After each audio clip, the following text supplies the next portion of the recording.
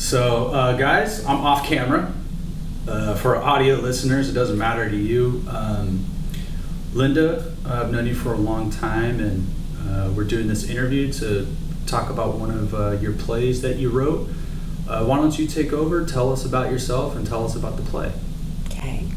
Well, my name is Linda Amayo-Hassan, and I am a theater instructor at Chabot College for many years now. And one of the things is, with this play, I am creating a new theater company called Theater Cultura. And it is a theater company that supports Latinx, and really I want to support Latina playwrights and works about Latinas. But this play, Cheer, Story of a Dreamer, is a play that I wrote many years ago when I had students here during the Obama administration, his first 4 years. I came across several young women that were undocumented, and it was the whole time it was the time where they were trying to sign up for DACA. And it was an important moment where you were either going to sign up or you weren't going to sign up, and they had to decide then, And I know some of them did sign up for DACA and some of them didn't.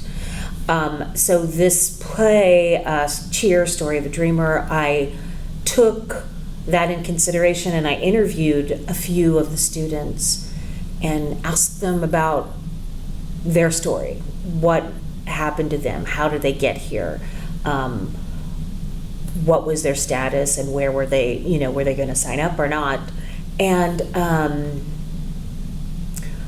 I took all those stories and I kind of combined them into one character, which is Erica Chavez, and she's a young cheerleader in high school who is graduating, and her dream is to go to Cal in the fall. Mm-hmm. And it's the last year of Obama's presidency, and she it's the last year of the first term, and so she finds out and realizes that she's actually undocumented, that she didn't know this whole time she was in the country, that she didn't know she was undocumented. She knew her mother was from Mexico, and she just didn't know that she wasn't born in the United States. And so when she goes to apply for colleges, she starts looking for documentation to use, and she can't find a Social Security card or any kind of papers.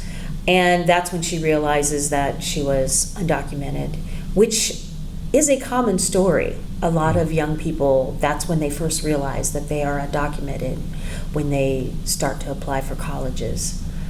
And that it was in case the fact that of one of these young women that I had interviewed. So anyway, she is in the country with her mother and her older sister, who is a cleaning lady. She didn't go to college, and she just thinks she didn't want to or whatever. So it's revealed that she is undocumented, and she boldly signs up for DACA, and then the second act is when she is at Cal, and it is during her senior year is during the first year of Trump. So actually, so it's during the first year of Trump, right. and all the different changes that have been made, and so that's where it starts in the second act. And and just basically she's graduating from college and dealing with all the pressure that the Trump administration has put on DACA recipients, and their feeling of not knowing if they're just going to rescind everything and send everyone back home. And now that they know their names and their locations and everything like that, it would be very easy to do. Or are they going to get anything, be able to gain a pathway to citizenship? So that's the story.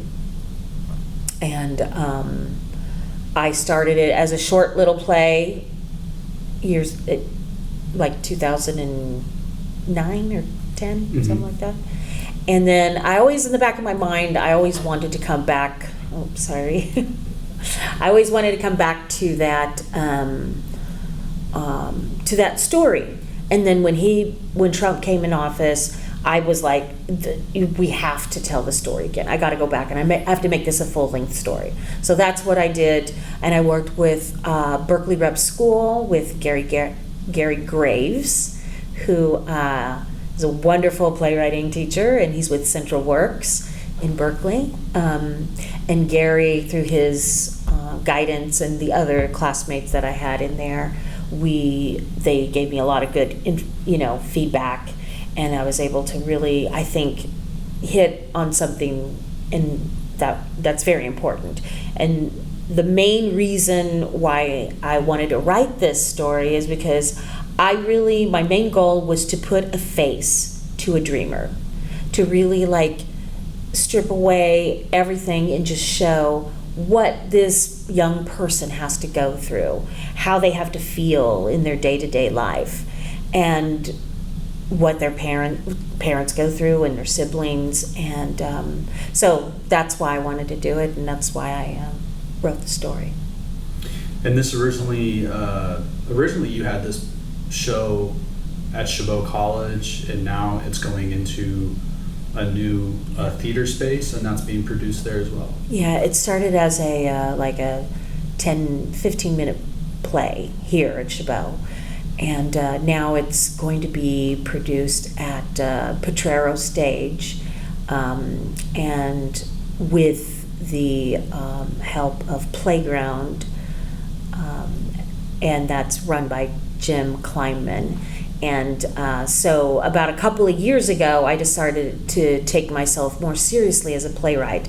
And I'd written a lot of plays here at Chabot for Theater for Young Audiences, and I really enjoyed that. And then I decided, well, I should probably, I wanted to write more adult-themed plays, that it wasn't specifically for Theater for Young Audiences. Although I do think Cheer, Story of a Dreamer, could very well, work for young people, young adults.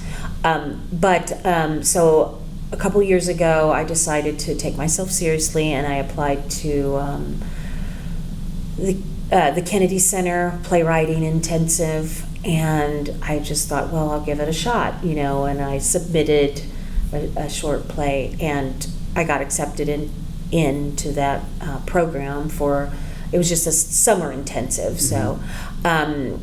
So I went to DC, and it was a huge honor. And I worked with Gary Garrison, and he ran the playwriting intensive. And I learned so much about playwriting, about the business, about, who's doing playwriting in the country right now. And part of the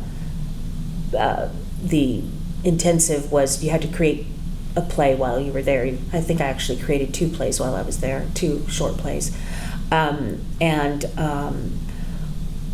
There were 40 to 45 people that were in that playwriting intensive, and I kind of looked around the room, and I didn't see very many people like me in that room, which is a little bit intimidating, but it brought back a lot of memories of when I was doing college theater in Kansas and at Emporia State University, where I was the only Latina. I was the only person of color in the theater department, and it brought back a lot of memories of just feeling like, wow, theater can be very white, and it was really an emotional time to think about that, because I thought things haven't changed that much, and I've been kind of in a little cocoon here at Chabot College for the past 19 years. I've been here teaching, directing, writing. And I really looked around the room, and I thought, I need to really put myself out there professionally. I need to tell the stories of my people And I know that there were stories being told there that had African American characters, had Latinas and Latinx characters, and had Native American characters, because I'm also Native American. And they were written by people that weren't of that culture. I'm not saying that you can't write plays about different cultures. I'm just saying, but there wasn't anybody writing, from that point of view. From that point of view in that particular culture. So I thought, well, I'm gonna have to do something about this, because I need to, not that there aren't people out there writing for, your cultures, people, but I just thought I needed to step it up, and really try to put myself out there. And I've been doing theater forever, I know how it works. I know how to do it. I know how to put it together. I know stories. I know, So that's when I challenged myself, and I came back, and I met 2 other women. One was a Latina from I guess she was from Arizona, but was teaching in Rutgers, and then another woman, African American playwright from Atlanta, and we became friends, and we're still friends. And we just kind of found each other, and we're like, this feels so weird, because we're, but we bonded in a great way. So I came back, joined PlayGround. I applied for PlayGround, the Center for Playwriting at Potrero Stage in San Francisco, under the direction of Jim Kleinman. Mm-hmm. And I got in to PlayGround in their writers pool, which is about, I think he said 36 to 40 people, like 36, 40 people. So in PlayGround, the way PlayGround works is it is a 10-page play, so short plays, that you write for 7 months. So each month there is a topic or a prompt, and they give you a little prompt, and then they give you, I think, 4 days to write a 10-page play. And then you submit it, and then they look at all the plays that have been submitted, and they select 6 from that writer's pool. And they only select it from the writer's pool because it's like a year-long commitment to that program. And so then if you get selected, on Monday, they have a Monday night series and Monday night PlayGround, and they produce a staged reading, an actor stage reading with professional actors, an evening at the Berkeley Rep on Monday night, because it's dark that night. So they utilize that space on Monday night, and they get a lot of great, professional actors in this area. They come in and they do just a phenomenal job. They only get like 90 minutes to rehearse with the director, and then they come back at 8 o'clock and they open the house and they have their script in hand, but they're practically memorized the whole thing already, and they just do a phenomenal job. And that was so, I got 2 of my plays selected this last season, and it was so exciting to actually have just these professional actors doing the work that you wrote, and they're just making everything work. It was really a beautiful and wonderful experience. Awesome.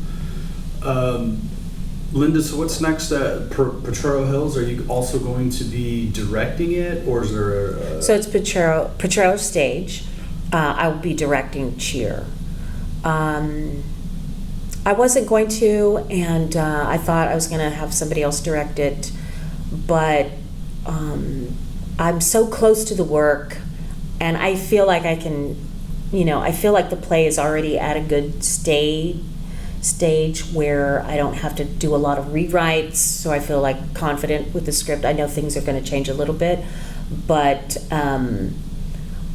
I recently, after the death of Maria Irene Fornes, I went online and I purchased some more of her plays because I hadn't read some of them in a while, and so I was looking at one of her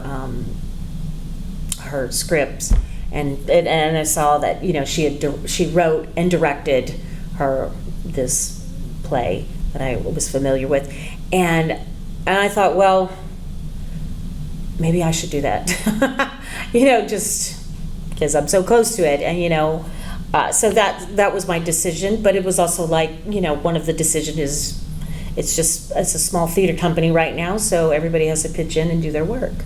So that's why I've decided to cool. to also direct. Awesome.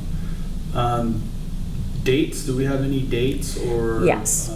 So we will be performing at Potrero Stage in San Francisco. August 1st is our first preview. August 2nd is second preview, and August 3rd is the opening of my play. And I hope everybody comes out and sees it. And then we also have the 3rd is the opening, and then the 4th on a Sunday we have a performance that day too, a matinee. And then the next weekend on Thursday, Friday, Saturday, and Sunday of August, I think it's 8th, 9th, 10th, 11th, 12th? I'll put it in the link. Okay, good. Well, with that, thank you for joining me on this interview, promotion of your play, Cheer. Any last comments or anything from your side? Well, I think the thing that I want to say is the reason why I'm getting this opportunity to do this play, to have a premiere of this play, and to have a theater company is because we went through a process by PlayGround. They had a thing called Innovative Incubator, and they're looking to support new theater companies and support new works. And so we applied for that under Theater Cultura, and we got selected, one of 6 theater companies that got selected.